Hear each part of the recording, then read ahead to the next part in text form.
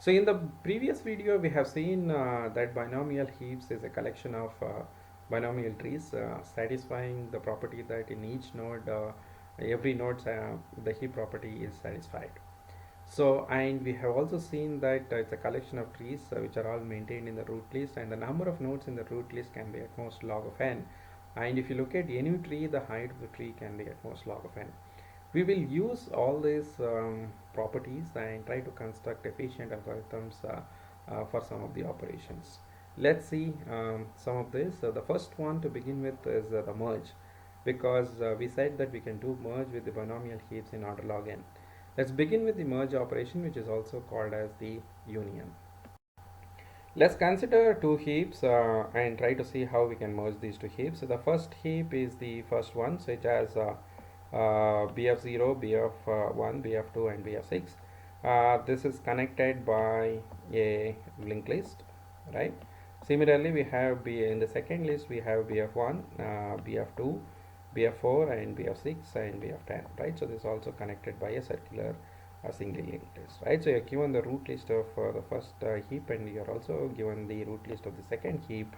So what we want to do is find the union of these two, so which is also called as merging these two heaps. The algorithm is easy to understand. So now let's look at the first node in each of them, right? So this is bf0 and this is bf1. So what I do is that I retain bf1, right, and then move to the next one. So if so this is bf1 and bf1, if both of them are same, then what we can do is that we take two trees of bf1 and make it as a copy of bf2, right? So because in the resultant one I cannot have two copies of bf1, right? So if that was allowed, I have to just merge these two linked lists, but that's not allowed. So two copies of bf1 is not allowed. So if I see two copies of bf1, so what I do is that I merge these two and I get a copy of bf2, right? So now I go to the next one. Again there are two copies of bf2. So what I do is that so whatever bf2 that I got by merging two bf1s I retain here, right? So now I look at two copies of bf2, merge them, I get a copy of bf3. I go to the next one, there is no bf3, so what I write is bf3. So this bf2 is obtained by merging two copies of bf1. So this bf3 is obtained by merging these two copies of bf2. If there was a copy of bf3, I would have merged with that, right? So now there is no copy of so this is bf6. After merging two bf2s, I get a copy of bf3. Then I go to bf4 here and bf6. Here I consider the bf4 which is smaller than order of bf4 is smaller than the order of bf6. So I write down bf4 here because there is only one copy of it, and then I go to bf6. There are two copies of bf6. What I do is that I merge these two. I get a copy of bf3. I go to the next one. So this is bf10, so which is not same as bf7. So there's only one copy of bf7. This bf7 is obtained by merging bf6 with bf6, right? So I come to the end of this list. So whatever else is left in the rest of the list, I just copy it here, right? So you traverse the list from left to right. These root list is arranged in such a way that when you go from left to right, the order of the trees are in the increasing order. If you see two trees of the same order, just merge them. Otherwise, and keep it, and then see if there is a b1, there is a again a b1, and if you merge these two, you get a b2. So now if there is no copy of bf2 in both the lists, then you retain bf2. Otherwise, you merge with this again and continue this process. So this is very similar to adding two binary numbers. So what you do is that if you're asking the question whether both of them have bf0, is basically asking the question whether this is both the bits are 1, right? So if I have to add this, so this means that if you look at this binomial heap which has so many number of elements and so many number of elements, both will have b of 1s, right? So I will merge these two. If I merge these two, there will be no b of 0 left, right? So now there is a carry of 1. So there is a carry of 1 and both the bits are 1. So what happens is that you merge these two, but one carry will remain as b of 0. So there is 3 copies of b of 1 now. So I retain 1 here, and the other 2 you merge, you get a copy of b of 2, right? So when you get a copy of b of 2, it comes here, you merge these two, you are left with a 0 copy of b of this is b of 0, b of 1, and this is b of 2. Similarly, b of 3, there will be a carry of 1, so you merge with this, you get a 0. Again you merge with this, you get a 0 here. Now when I come here, there is no copy of this, right? So because both of them are 0, but when I merge the previous one, I got this one, so I retain this. Now I merge these two things. If I merge these two things, I will not have any copy of it, but I'll have a copy of next b of k plus 1, right? So I will do this.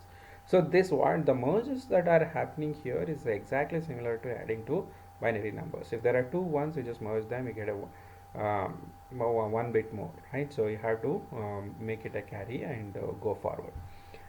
So the number of comparisons, number of mergers that you are doing in this operation is exactly equal to the number of elements in both the lists. Number of elements in the root list of both the list, which can be at most log of n. So because after you merge, you know that the total number of numbers in the root list, if the total number of elements is n, is log of n. So the number of elements, the total number of comparisons done by this algorithm is theta of log of n. So the union of two binomial heaps can be done in order log n. This we were not able to do it with the binary heaps. So we are able to do the union operation much faster compared to binary heap. But what we want to show in the next few slides, rest of this video, is that every other operation that we were able to do efficiently in the case of binary heaps, we will be able to do it with the same complexity using binomial heaps, right? So one operation we are able to do it in log of n instead of linear time, but every other operation we will be able to do with the same complexity as the binary heaps. Let's look at the first operation. If you want to add a node, so what you do is that you just create a new node. So there is already a heap and you created one node. So this one node by definition is a heap, right? So it's a collection of b of 0, and since there is only one node, this satisfies the heap property. This is a heap, right? So and you had a original heap, so you have two heaps now. This has only one number. This is the actual heap that was there. So now since you know the merge function, you can just merge these two heaps and get one heap. Since the merge heap can be done in order log n, so the add also happens in order log n. So the other important operation that that the binary heap supported is the delete minimum. I have a pointer to the minimum that will give me the root of the node which has the minimum element. So if I have to delete this so this is a root list, there is this element, this is the minimum element. Remember that this is a tree. But first thing that I do is that I delete this from the root list. Whatever is left is left, let's call it as h1. That is one heap now, because I just deleted this node from the root list. So whatever is left out is always another heap. Now I want to delete this. When I delete this, what you notice is that the children of it are copies of b of 0 to b of k minus 1, right? So I just concatenate all the children of it, right? So this becomes another heap now, right? So because there is exactly one copy of all the binomial trees of order k minus 1, and by definition, because this was deleted by from a binomial heap, so all the nodes in these trees also satisfy the heap property. So if I just concatenate all the children, this also becomes another binomial heap. Now I take h1 and I take h2. I repeat, h1 is a root list after I deleted the delete min from this root, from the root list, right? So it will contain every other element. h2 is a set of all the nodes which are linked by looking at all the children of the node that has been deleted, which is the minimum node, right? So all the children, when I delete, I make them and concatenate them and make them as one list. That becomes h2. So now what I do is that I just call the union function h1 union h2. So I get the list which does not have the minimum element, which has been deleted, but every other element is part of the union of part of the new heap that you are going to create. So notice that so this deleting and concatenating number of children of any node will be at most log of n, and finding the union of these two is also log of n. So the total complexity of this algorithm will be order log n plus order log n, which is again theta of log of n. So now if you want to decrease a key, then you go to that node and decrease the value. And then so when you decrease the value of a node, what may happen is that heap property will not be violated in the subtree rooted there. What may happen is that its parent can um, violate the heap property. In that case, we write a function which is called as a bottom of pp5. This is exactly what the bottom of pp5 in the case of binary heaps actually did, right? So while you go to the parent pointer, if the value of the parent pointer is greater than the value of this node, you swap these two values at these two nodes and keep going forward till you reach the root node, right? So this the bottom of pp5, so it always compares with the parents, and if the parent has a smaller value, greater value, it swaps these two values and goes to the parents and repeats this. So the number of comparisons, or the number of times this bottom of pp5 is called, is exactly equal to, it can be at most equal to the height of a height of this tree. But we have already seen that the height of the tree can be at most a log of n, right? So the bottom of heap5 will take at most log of n, so the decrease key operation will take order log of n. So if you want to do delete, so delete a arbitrary node, we know how to delete a minimum, but if I give you the pointer to an arbitrary node in the binomial heap, how do you delete it? So one way to do it is discrete the value of the node to 1 less than the minimum and then call the delete min. So this basically you first call the decrease key and then delete the minimum. So the decrease key as well as the delete min both can be done in order n. So the deleting an arbitrary node also can be done in order log n. So how about the increase key operation? So if I have to increase key operation, what we did in the case of a binary heap is that you increase the value and then call the top down ep5. Can I try to do the top down ep5 again in the case of binomial heap? So the top down ep5 function in the case of binomial heaps will not be efficient, because top down ep5, what we did is that we compared, we looked at all the children and you looked at the minimum of all the children and then did the swap with that. In the case of binary heaps, there were only 2 children for each of these nodes, so I could afford to take the minimum of these two and then did a swap if required. But in the case of a binomial heap, every node can have at most log of n number of children. Then if I have to apply top down ep5 in each node, I have to pick the minimum among minimum value among all the nodes which is in the child list, right? So if I have to pick that, then that might take order log n time, right? So and then swap this and then go to the parent and then repeat this process.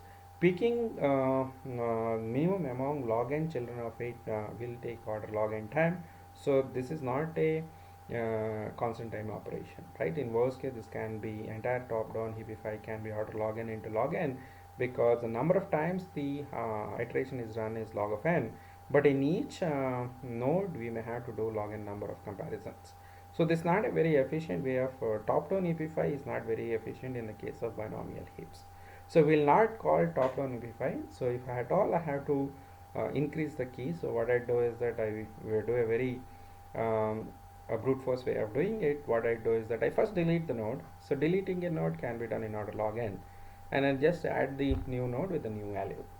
So since deleting any arbitrary node also can be done in order log n, and adding also can be done in log n. So once you have a decrease key, but remember that the deleting a key will actually depend on decrease key and deleting the minimum.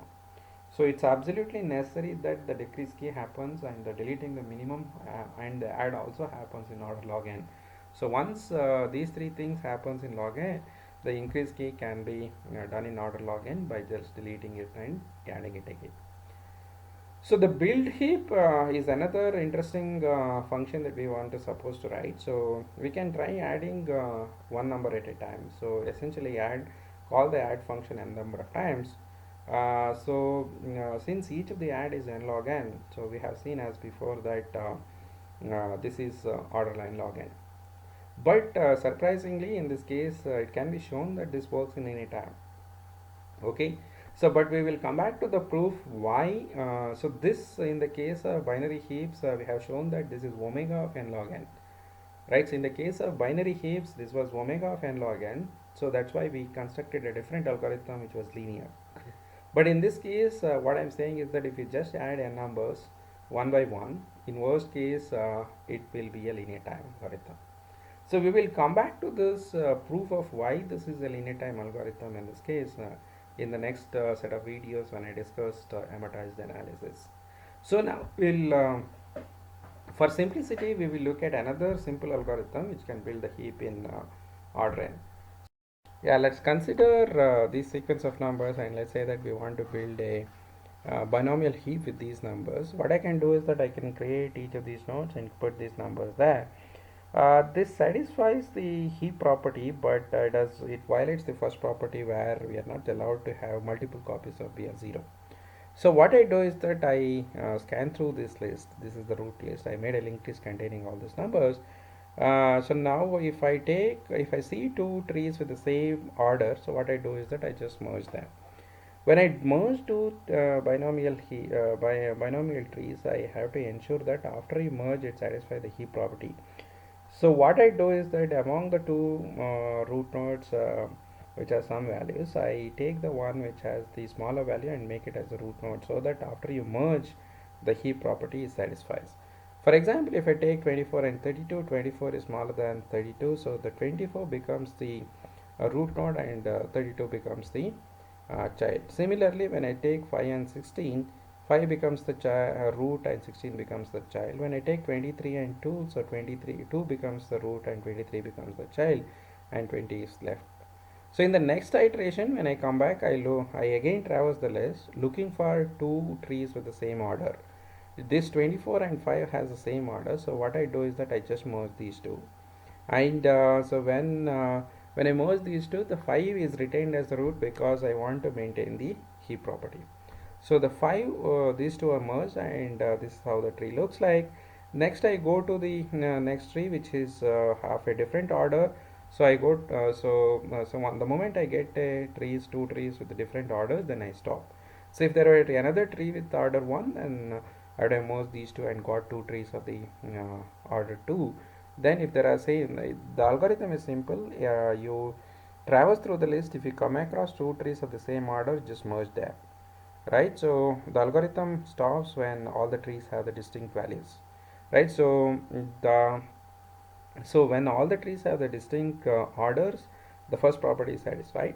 The way we are merging ensures that the heap property is satisfied. So always make the tree with the smaller value as the root. That ensures that the heap property is satisfies. So now what is the total complexity of this algorithm? So in the first iteration, I might do n by 2 merges. In the next iteration, since the number of nodes which has the same order can only decrease by half now, right? So every time when I keep going, the number of merges that I will end up doing will reduce by half. So the total number of merges that our algorithm does in the first case is n by 2. In the next case, it has to be n by 4, and in the other case it could be n by 8, and so on, right? So so on, there is an infinite series. This we know that this is at most n, right? So this implies that the total number of mergers that we are doing is theta of n. So the total complexity of building this heap is linear time. So in summary, so in the case of binomial heaps, we are able to do the following operations in the with complexity log of n. The first one, which is very important, is the union, which can be done in order log n. After that, so the bottom of phi is log of n because the height of the tree is log of n. Insert was log of n because insert was basically calling the merge function. Delete min is again order log n. Decrease key was order log n, whose complexity actually depends on the bottom of phi. Delete and increase key was also order log n. If you just want the minimum element, then we could do in order 1, just return. We had a additional pointer called the minimum, which will give pointer to the minimum of the node in the binomial heap. So the next operation that we could do is that build heap. We said that if you add n numbers one by one, that algorithm itself will be linear, but we did not prove that this is linear. We'll come back to this at a later stage. But we gave a simpler algorithm, so which which is easy to understand that it's a linear time algorithm, right? So the build heap can also be done in linear time. So whatever operations that we could do with the binary heap in order log n, we were able to do it with the binomial heaps. We can build the heap in linear time. So the important thing in the case of binomial heaps is that we are able to merge these two heaps in order log n, which we were not able to do in the case of binary heaps. In summary, with all the hard work, we are able to do the union of two heaps in the order log n time. So using the binomial heaps, we'll use all these ideas and discuss what is known as Fibonacci heaps in the next video, in which we'll be able to do merge in order one. So before we do that, we have to understand what is an amortized analysis. As on the next video, we will discuss what are known as amortized analysis and then come back to Fibonacci heaps later.